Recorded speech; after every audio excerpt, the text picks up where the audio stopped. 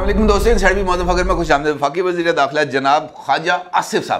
आसिफ साहब इस वक्त हॉट केक बने हुए हैं, मीडिया की डार्लिंग बने हुए हैं, क्योंकि इस वक्त मीडिया के लिए जो शगुफे हैं या उनके लिए जो फ्रूटफुल थाट्स हैं वो जनाब ख्वाजा आसिफ साहब की मरहून मेहनत है। लेकिन ख्वाजा आसिफ साहब चूंकि इस मरतबा क्रीज से बाहर निकल कर खेलने की कोशिश कर रहे थे, लिहाजा वड्डे कार में ख्वाजा आसिफ साहब की हो गई है तलबी, यानी सिटिंग वजीर दिफा साहब की तलबी हुई है और उनसे पूछ लिया गया है कि पाइन की मसला तानू। और यकीनी तौर पर जो है वजीर दिफा साहब उनको जब बुलाकर मुबैना तकलीफ कोर्ट्स एंड कोर्ट्स के बारे में सवाल किया जाएगा तो फिर जनाब उसके हवाले से जो नई सूरत हाल है वो तो जन्म ही लेगी। क्यों? ये एक बड़ा ही इंपॉर्टेंट सवाल है। सवाल ये भी है कि जनाब ख्वाजा आसिफ साहब जो कि इस वक्त वफाकी वजीर दिफा के ओहदे और मनसब के ऊपर फायज हैं, वजीर दिफा के स्टेटस को इंजॉय कर रहे हैं, उनको क्यों बुलाया गया था, क्या बात हुई थी, कोई वार्निंग मिली या फिर हल्लाशेरी मिली? क्योंकि दोनों चीज़ों का एक दूसरे के साथ बहुत ही ज़्यादा कनेक्शन है। और ख़ास तौर पर उस मौके पर जब ख्वाजा आसिफ साहब माजी के इस्टेब्लिशमेंट के दो करैक्टर्स यानी जनरल बाजवा साहब और जनरल फैज़ हमीद साहब को लेकर नई कार्रवाई डालने के लिए या मुस्लिम लीग नून के लिए मुबैना तौर पर किसी नए बयानिए की तश्कील की बुनियाद रख रहे हैं, इस हवाले से कोई एक ये वाली सूरत हाल बहुत ही ज़्यादा मानी खेज है। इस सारी सूरत हाल पर आपके साथ बात करूँगा, इंपॉर्टेंट एस्पेक्ट आपके सामने लाऊंगा, लेकिन उससे पहले बात करेंगे जनाब शेर अफजल मरवत साहब की और शेर अफजल मरवत साहब की कोर कमेटी के इजलास में मारी जाने वाली टपोसियों की, और उसके साथ साथ शेर अफजल मरवत साहब के हवाले से पाकिस्तान तहरीक इंसाफ में पाए जाने वाले इस वक्त के एक खौफनाक पेशरफ्त की जो शेर अफजल मरवत साहब के सियासी सफर के आगे फुल स्टॉप लगा सकता है। क्योंकि यह मामला भी बहुत ज़्यादा अहमियत का हामिल है, क्योंकि यह मुसलसल तीसरा मौका था जब कोर कमेटी के इजलास में कोई फैसला नहीं हो सका। यह मुसलसल तीसरा मौका था जब बैरिस्टर गौहर खान साहब कोर कमेटी के इजलास में इररेलीवेंट नजर आए और उनकी बात पर कान धरने वाला कोई नहीं था। यह मुसलसल तीसरा मौका है जब वकला की आदत और सियासी की आदत कोर कमेटी के इजलास में एक दूसरे के गिरबान पकड़ते, एक दूसरे की मावा पैमा पुंडे नजर आए। और यह तीसरा मौका था जब शेर अफजल मरवत साहब कोर कमेटी के इजलास में हीरो से विलन और विलन से हीरो बनने तक का सफर भी अदा कर रहे थे, और इस वक्त वो पाकिस्तान तहरीक इंसाफ में एक पंचिंग बैग के तौर पर सामने आ रहे हैं। सूरत हाल बहुत ही ज्यादा मजे का खेस इस वक्त बन जाती है जब शेर अफजल मरवत साहब इस कोर कमेटी के इजलास में शरीक होते हैं और कोर कमेटी के इजलास में इस बारे में सवाल उठाते हैं कि जनाब पाकिस्तान तहरीक इंसाफ नजरियाती का बीज बोने वाला कौन था, वो कौन था जिसने पाकिस्तान तहरीक इंसाफ और इमरान खान के मौक़िफ़ को सबसे ज़्यादा नुकसान पहुंचाया, वो कौन था जिसने तहरीक इंसाफ नजरियाती के साथ डील की, उनके साथ फॉर्म साइंस कराए, उनके साथ जो है ये जो अरकान असम्बली की शमूलियत के हवाले से जो डिक्लेरेशंस हैं वो जमा कराए, और आखिरी वक्त पर जो तहरीक इंसाफ नजर आती है ये लापता होगी, क्योंकि उस बंदे की वजह से पाकिस्तान तहरीक इंसाफ की इंतखाबी सियासत, उनके बयानिए और पार्लियामेंट के अंदर उनकी जो स्ट्रेंथ है उसके ऊपर भी बहुत ही ज़्यादा नुकसान पहुँचा। और इस सवाल का मतलब ये था कि शेर अफजल मरवत साहब पाकिस्तान तहरीक इंसाफ की पॉलिटिकल लीडरशिप और बैरिस्टर गौहर खान साहब की लीडरशिप के ऊपर सवाल उठा रहे थे, जिसकी बिना पर जुबैरुल्लाह नियाजी साहब इस पर बरहम हो गए और उन्होंने शेर अफजल मरवत साहब को सख्त अल्फाज सुनाए, उनको सख्त तरीके से डांट डपट की उनकी और कहा कि आप खामखा मुख्तलिफ लोगों के ऊपर इल्ज़ामात आयद मत करें, क्योंकि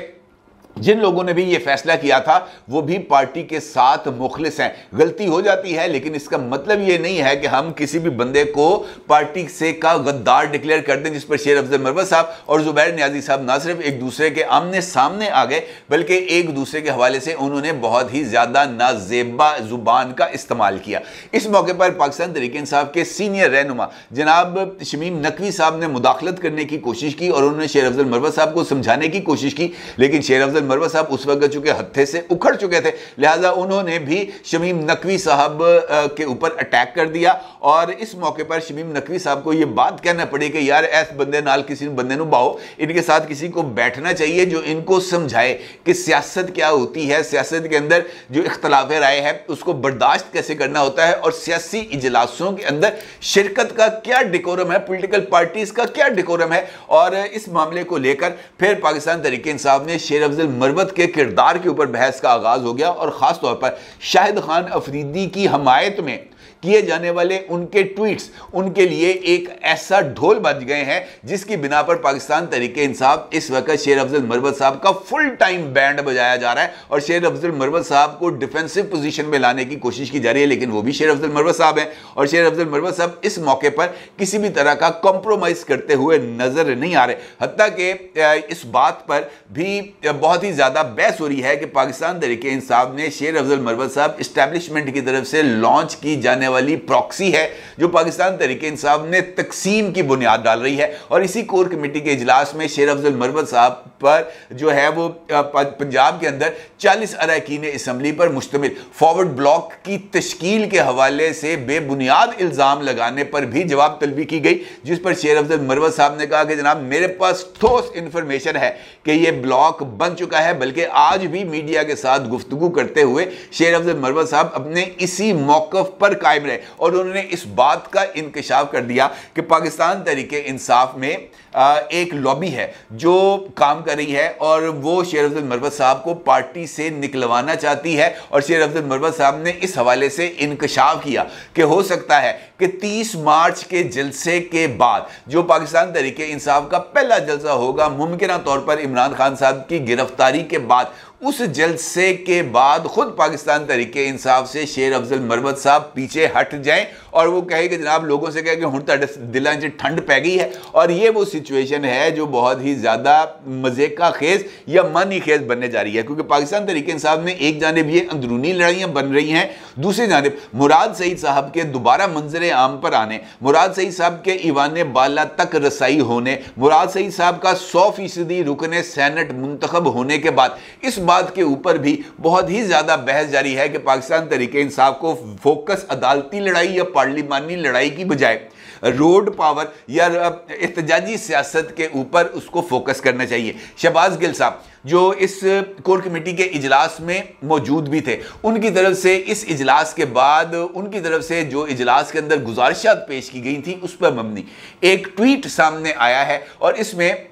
जनाब शहबाज गिल साहब बिल्कुल वैसी ही बातें कर रहे हैं जो आज से चंद रोज पहले जनाब असद कैसर साहब की तरफ से सामने आई थी। और उस पर असद कैसर का यह मानना था कि लोगों ने पाकिस्तान तहरीक इंसाफ को मुफाहमत के लिए वोट नहीं दिए, लोगों ने पाकिस्तान तहरीक इंसाफ को वोट इसलिए दिए हैं कि पाकिस्तान तहरीक इंसाफ मुज़ामत का रास्ता अपनाए, सड़कों पर आए, एहतजाज करे और अपने लीडर को उसी ताकत के जरिए जो अवाम की ताकत है उसके जरिए जेल से बाहर निकलवाए। शहबाज गिल साहब भी चूंकि उसी स्कूल ऑफ थॉट से ताल्लुक रखते हैं जिस स्कूल ऑफ थॉट से असद कैसर या मुराद सईद ताल्लुक रखते हैं, लिहाजा पाकिस्तान तहरीक इंसाफ की मुस्तकबिल की सियासत पे अब जनाब मुराद सईद साहब की छाप और ज्यादा नुमायां होने जा रही है। और शायद यही वजह है कि शहबाज गिल साहब ने भी मुज़ामत की सियासत के हक में वोट दिया है और उन्होंने पाकिस्तान तहरीक इंसाफ की लीडरशिप से इस बात का मुतालबा किया है कि उन्हें अदालती लड़ाई या पार्लिमानी फोरम के ऊपर आवाज उठाने से ज्यादा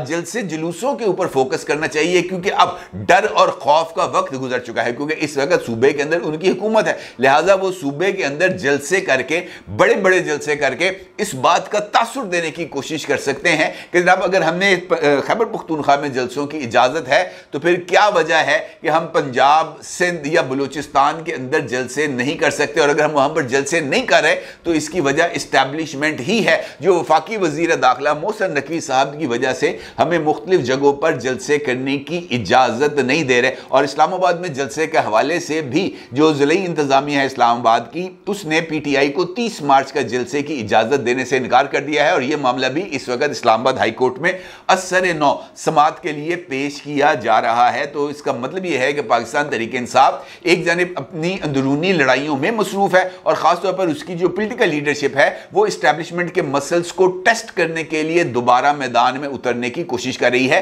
क्योंकि इस बात का कुछ सबूत उनको मिल चुके हैं कि जनाब अगर इस्टेब्लिशमेंट मुराद सईद को पार्लियामेंट में पहुंचने से नहीं रोक पाई, अगर इस्टेब्लिशमेंट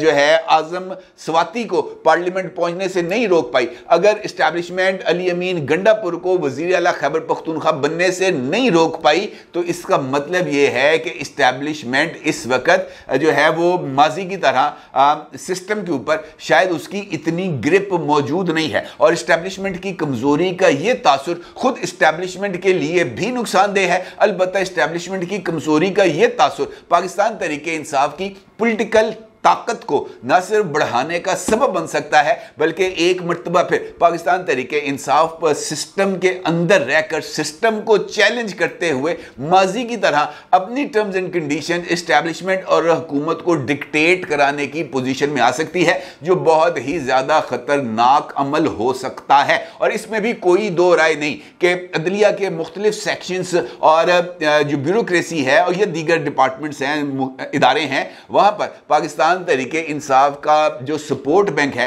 वो इस वक्त भी इंटैक्ट है। और शायद यही वजह है कि इस सूरत हाल को देखते हुए मुस्लिम लीग नून की तरफ से ख्वाजा आसिफ साहब माजी की इस्टेब्लिशमेंट को टारगेट करते हुए अपने लिए किसी नई पॉलिटिकल गुंजाइश की राह को हमवार कर रहे हैं। हालिया दिनों में जनाब ख्वाजा आसिफ साहब पै दर पे मुख्तलिफ टीवी चैनल्स के ऊपर नमूदार हो रहे हैं और पै दर पे मुख्तलिफ टीवी चैनल्स पर नमूदार होते हुए माजी की इस्टेब्लिशमेंट जिसको हेड कर रहे थे जनरल बाजवा के ऊपर मुसलसल तनकीद करते हुए नजर आ रहे हैं। और उस तनकीद का नतीजा यह निकल रहा है कि खुद पाकिस्तान मुस्लिम लीग नवाज के अंदर से ख्वाजा आसिफ साहब के इस किरदार के ऊपर आवाजें उठ रही हैं। जनाब हनीफ अब्बासी साहब ने ARY के नईम अशरफ भट्ट साहब को जो इंटरव्यू दिया उसमें उन्होंने ख्वाजा आसिफ का नाम लिए बगैर ख्वाजा आसिफ पर तनकीद की और उन्होंने जनरल बाजवा को सामने से आकर न सिर्फ डिफेंड किया बल्कि ख्वाजा आसिफ साहब को उनसे फायदा उठाने का, यानी 2018 के इलेक्शंस में ख्वाजा आसिफ ने इस बात का एतराफ़ किया था ना कि वो 5700 वोटों से हारे थे, 7 पोलिंग स्टेशंस के रिजल्ट्स रहते थे, तो उन्होंने जनरल बाजवा को फोन किया था और जनरल बाजवा ने उनको यकीन दिलाया था कि जनाब आप जीत जाएंगे। और फिर अगले 7 के साथ जो पोलिंग स्टेशन रह रहे थे उससे न सिर्फ ख्वाजा आसिफ जीते बल्कि उनकी जो लीड, जिस लीड से वो हारे थे उस लीड से वो जीत गए। तो इसके ऊपर तो सवाल तो उठते हैं ना। तो इस मामले को लेकर चीज़ें गर्म हो रही थी और इस सूरत हाल में चूंकि इस वक्त मुस्लिम लीग नून एक पैर उसका हुकूमत में है और दूसरा पैर उसका इस वक्त हुकूमत से बाहर है और इस कश्मकश का मुस्लिम लीग नून हमें शिकार नजर आती है। जाती उमरा में जो बड़ा घर है मुस्लिम लीग नून का, जहां पर जनाब नवाज शरीफ साहब क़याम पजीर हैं, वहां पर ख्वाजा आसिफ साहब की तलबी हुई है और ख्वाजा आसिफ साहब को नवाज शरीफ साहब के साथ उनकी 1-to-1 मुलाकात हुई है। पहले इस मुलाकात में मरियम नवाज भी मौजूद थी, यानी